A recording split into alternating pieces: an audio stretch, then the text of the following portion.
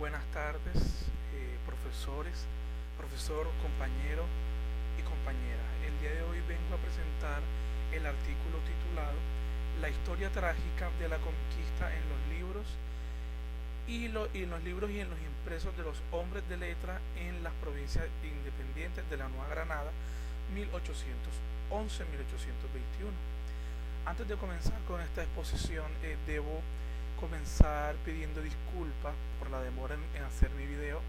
pero apenas hace poco pude conseguir los insumos necesarios para llevar a cabo dicha presentación. En lo que respecta, bueno, a adaptarnos, ustedes saben, a esta realidad que espero sea transitoria. Este artículo es de el profesor que nos está dictando este módulo, eh, el profesor Rafael Acevedo, y bueno, quisiera que decir que me toca a mí la parte más difícil porque estamos analizando un artículo que referencia el autor que tenemos enfrente, pues a veces es diferente cuando el autor no está y nosotros podemos hacer mejores paráfrasis, pero con el profesor aquí es un poco más complejo y voy a tratar de ser lo más sucinto posible en lo que considero son las interpretaciones explícitas o implícitas que el profesor está dando en este escrito. Primero me gustaría comenzar diciendo que este artículo se enmarca dentro de lo que podríamos denominar la historia intelectual, pero cabe destacar que no es un tipo de historia que se estudie en abstracción, sino más bien en función de las prácticas políticas y sociales de los hombres en determinado contexto histórico. Tal es el caso de lo expuesto por el profesor Acevedo en su artículo. Con lo que ya se estaba, con lo que, artículo con el que ya estaba un poco familiarizado, porque si mal no estoy, el profe lo presentó como ponencia en eventos del Seminario de Historia Caribe en el 2017. Y entonces yo estoy un poco más familiarizado con el tema porque ya lo había escuchado. Dicho esto, lo primero que me gustaría establecer es que este artículo pone de manifiesto tres aspectos que considero importantes y centrales con los que me gustaría arrancar. Antes de continuar, quiero decir que no estoy enfocando los ojos en la cámara, puesto que esta emite una luz bastante penetrante y, bueno, ustedes saben, nos causa fastidio, problema. El primer aspecto sería que los lugares que ocupan los letrados en el proceso de independencia tradicionalmente,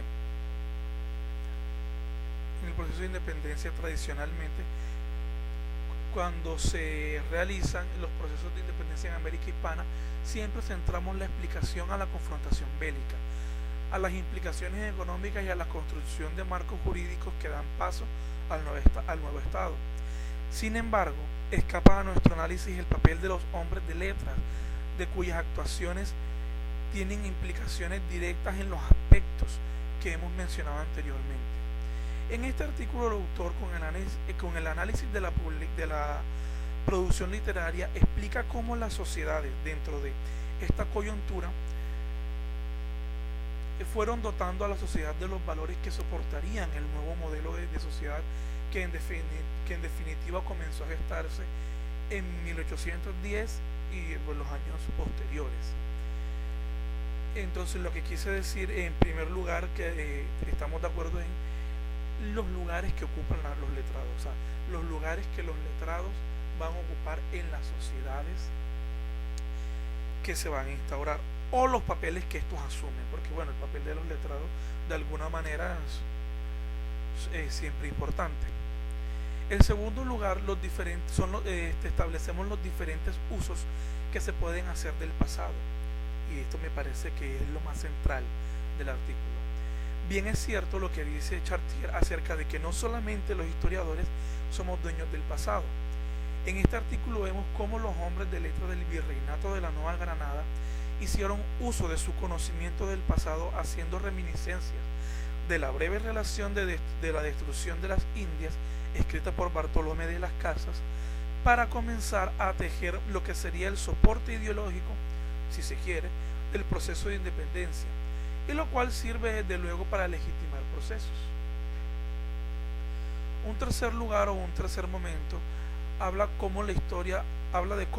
intelectual o de los intelectuales como actores sociales tiene una funcionalidad en la nueva historiografía, entendiéndose la sección de nueva a partir de la ruptura existente entre la vieja y nueva historiografía, para poder descifrar su papel dentro de los determinados contextos políticos, de manera que podamos establecer la funcionalidad de sus actuaciones, porque a la luz de estos hechos cabría preguntarse si, ya para referirnos al caso concreto de lo que se trata en el artículo, si ellos aludían a vejaciones, agravios y deslegitimidad de la conquista, ¿por qué se esperaron a 300 años? Entonces esto también remite a aquella errónea concepción, cuando tratamos de enseñar historia, de que se estuvo esperando el momento preciso para poder llevar a cabo la independencia de los territorios españoles desde el momento mismo en que se consolidó el proyecto español. Y creo que ahora que estoy diciendo esto, yo en ese momento, cuando el profesor presentó la ponencia, yo le hice una pregunta en este sentido a él, y me parece que conversamos un poco alrededor de ello. Y esto, por lo menos así, se ha quedado en la concepción de la historia oficial que es enseñada en las escuelas públicas. De igual forma, en la primera parte del artículo el autor señala aspectos que son importantes para el momento álgido que se estaba viviendo para ese entonces las provincias españolas de América. En primera medida, estos autores literarios o estos autores, claro, estaban creando desde ese momento el Estado-Nación conceptualmente, es decir, al hacer alusión a conceptos como patriotismo,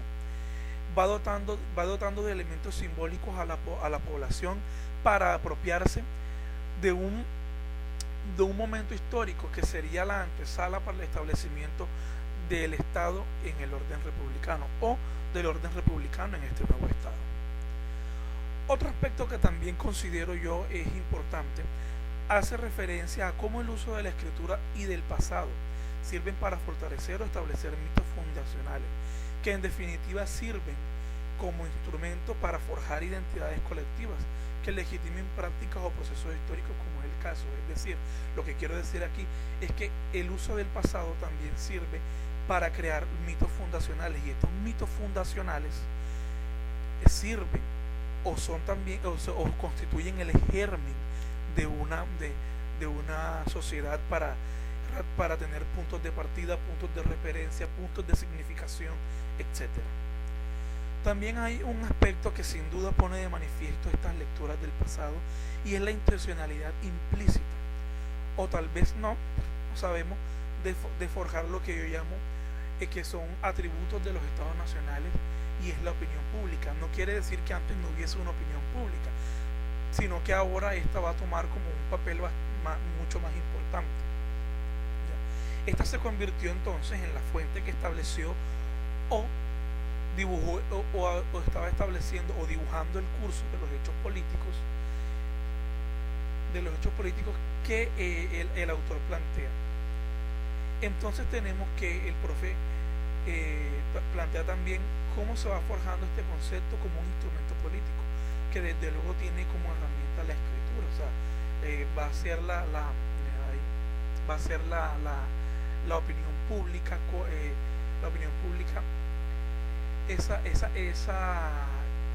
ese hilo conductor de los procesos, porque va forjando conciencia, va forjando opiniones, va forjando posturas frente a determinados procesos. ¿Ya? Y en ese mismo sentido también yo creería que el profe plantea a la escritura como una herramienta, y una herramienta que en sus diferentes formas va desdibujando una sociedad para introducirse en otra, lo cual quiere decir que al hacer uso de los sermones y el catecismo, aunado esto a la reedición de la obra de Bartolomé de las Casas, estos instrumentos fueron derrumbando el arquetipo de las sociedades monárquicas que por 3 siglos había imperado en las Américas, para dar paso a otra. Y curiosamente esto logrado con las mismas herramientas, que también tenían una funcionalidad política en la sociedad colonial o en la sociedad monárquica, como podamos decirle. Hecho de esta forma para despertar la sensibilidad o sensibilidades, como bien se hacía referencia en el sermón del obispo Sotomayor, porque era la forma de buscar cierta legitimidad en el pueblo, ¿cierto? Pero vemos también como algo importante, y es el uso de la lengua escrita como instrumento funcional para el contexto. ¿Por qué? Porque para la década de los años 20 del siglo XIX, ya el objetivo no era utilizar la escritura y el uso del pasado para crear la nación, la independencia, para gestar o para soportar ideológicamente los procesos de independencia, sino para la construcción de la República de Colombia o de la Gran Colombia. ¿Ya? Dicho esto, no podemos dudar que si bien los estados nacionales, y ya para ir finalizando un poco, que si bien los estados nacionales se constituyen a partir de ciertos componentes, sin duda alguna la lectura como forjadora de identidad es uno de esos componentes, o yo le llamaría atributo, bajo cuyas definiciones va homogenizando a una población bajo rasgos comunes, y esto también lo podemos aunar en la forma en cómo se va utilizando el lenguaje para crear símbolos patrios, puntos de partida, puntos de referencia, definiciones de lo que es el ser o de lo que es un ser social dentro de un territorio, como también decían en las definiciones de lo que es ser colombiano a partir de este momento en los diferentes escritos que se referencian en el artículo. Y estos rasgos comunes sirven también para instaurar nuevos arquetipos sobre los cuales se fundó la Gran Colombia. ¿Ya? Entonces esto es más o menos lo que, bueno, más o menos no, esto es lo que yo considero el autor plantea frente a lo que está frente a los usos de la escritura, de la imprenta, de herramientas como el lenguaje, las ediciones, las publicaciones, para legitimar procesos políticos dentro de una sociedad. Para este caso, la obra de Bartolomé de las Casas sirvió para legitimar los procesos de independencia y para crear una visión antagónica de los españoles, obviamente, que zanjara una brecha mucho más grande, que permitiese consolidar el proceso de independencia. Esto también me hace pensar en un comentario, y es un comentario final que de pronto no tenga mucho que ver con lo que plantea el autor en el texto, pero me gustaría hablar o decir o referenciar que esto también nos enseña el papel poco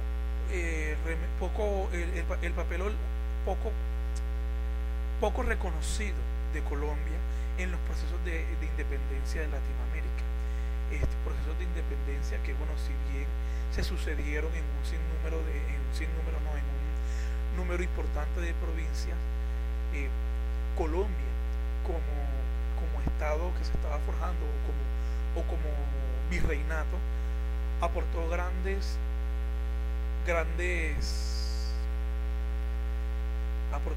momentos, ¿cómo sería la palabra?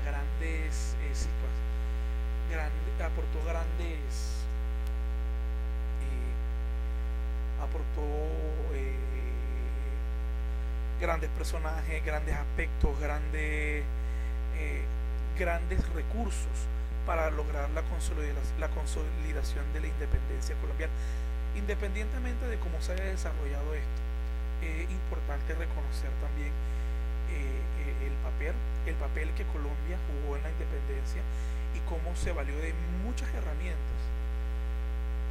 y una de esas herramientas fue precisamente la escritura